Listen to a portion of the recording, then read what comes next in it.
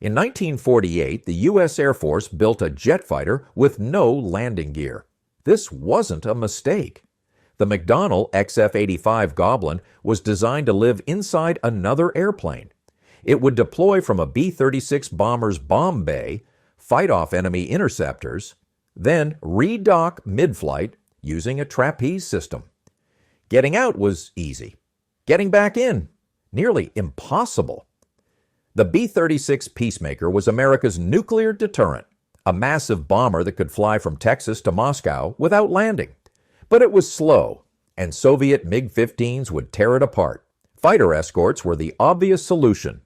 One problem, early jets burned fuel so fast they'd run dry before reaching enemy territory. Someone proposed a radical idea. What if the bomber carried its own fighters inside? If you're new here and want more breakdowns of military technology and operations, hit subscribe now. The Goblin was the smallest jet fighter ever built for the U.S. military, just 4.5 meters long, shorter than a modern SUV. The cockpit was so cramped pilots sat with their knees against their chest. 4 machine guns packed the nose. Folding wings let it squeeze into the bomb bay. And no landing gear. If the trapeze failed, you crash-landed in the desert. The trapeze system looked simple. Fly beneath the bomber, hook onto a swinging metal arm, get pulled back inside. But nobody predicted the turbulence. A bomber that size punches a hole in the atmosphere. The air beneath it is chaos, unpredictable currents that throw small aircraft in random directions.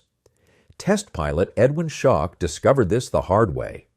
On his first recovery attempt, turbulence slammed the Goblin into the trapeze, shattering his canopy and ripping off his helmet. He had to crash land in the desert.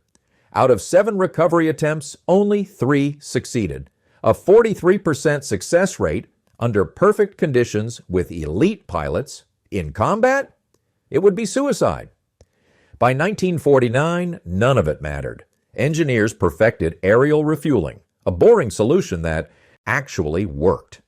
Fighters could now escort bombers anywhere. The Goblin program was canceled. Both prototypes ended up in museums. The XF-85 Goblin was a spectacular failure, but it proved what was possible, what wasn't, and where physics draws the line. If you've made it this far, subscribing takes 1 second and helps more content like this get made. Sometimes the craziest ideas teach us the most.